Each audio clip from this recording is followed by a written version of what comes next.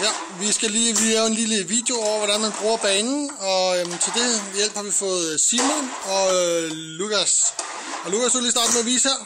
Ja, det er en vølramme, som det gælder sådan set bare at køre op og ned, og så lande tricket selvfølgelig, men og så kan du så basic tricksene som lunge, basic trick til vøl, eller tail, board og lip, og så kan du lave nogle, hvis du kan se nogle videoer på YouTube med fakey tricks, som er når du står modsatte vej og kører.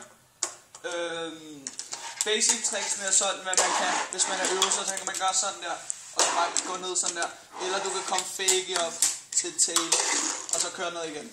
Det er basic tricks for min vølrampe.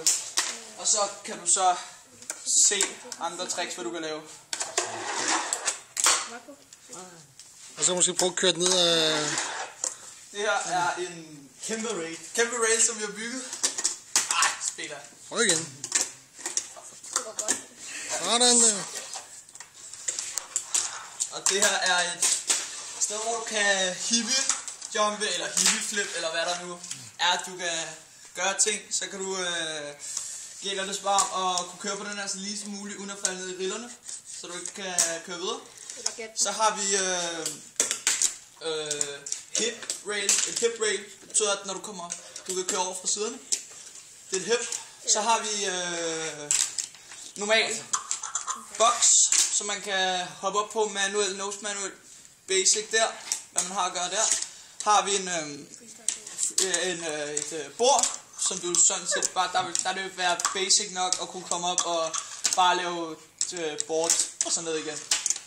Så har vi et lang rail her, som ja, det er nok basic, at man bruger den her. Det er det, der hedder king rail. Til at komme op herfra og lande her. Jeg kan prøve at demonstrere det. Altså, man kommer op, kører sådan der, så skal man sådan der og køre videre. Og videre.